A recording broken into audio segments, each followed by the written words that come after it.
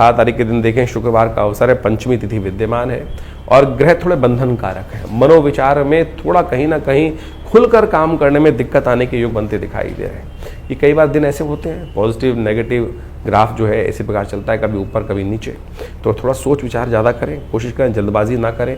इस वक्त जल्दबाजी करना थोड़ा सा नुकसानदायक हो सकता है।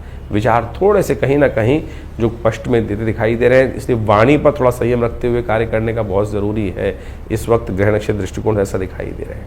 थोड़ा सा विचारों को प्रबल करने के लिए अच्छा रहेगा कि गौ सेवा करें, गाय के निमित्त थोड़ा चारा, हरा चारा इत्यादि दान कराएं, यह आपके लिए अच्छा रहेगा। आज की तारीख में हम केवल इसी बात में फंस जाते हैं कि हीरा पहन लें या ये पहन लें, नग पहन लें, इसी के द्वारा उपचार हो सकता है। और तो और अभी कुछ दिन पहले कुछ तथाकथित लोगों ने इस प्रकार से शुक्र को मजबूत करना चाहते हैं तो आप मदिरा का सेवन कर सकते हैं, ऐसे ऐसे उपाय बताने का प्रयास किए।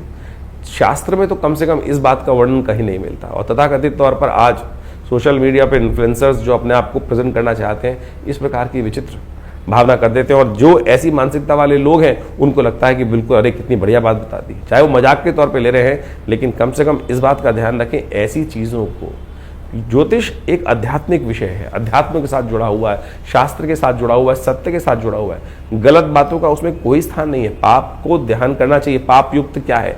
जहाँ सुरा है, जहाँ विशेष तौर पर आप मान के चलें कि जहाँ मदिरा का बात की जा रही है।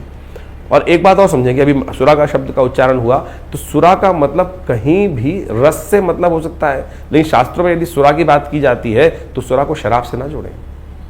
जो विशेष तौर पर ध्यान रखना चाहिए हम सबको। तथाकथित तौर पर बहुत सारे लोग भ्रांति उत्पन्न कर देते हैं इस प्रकार से। सुरा का मतलब तो पेय हो सकता है, वहाँ मदिरा शब्द का उपयोग किया गया है और इस बात का ध्यान रखें तो हमें शास्त्र के दृष्टिकोण से समझना चाहिए। इन सब बातों का शास्त्र में कोई स्थान नहीं है, तो इस बात को समझते हुए कार्य करेंगे तो बहुत अच्छा रहेगा। 19 तारीख का दिन शनिवार का अवसर है, षष्ठी तिथि विद्यमान है और ग्रह नक्षत्रों के दृष्टिकोण से हम बात करें तो अब ये ग्रहों का योगा योग थोड़ा सा आपके लिए नेगेटिव दिखाई देता है।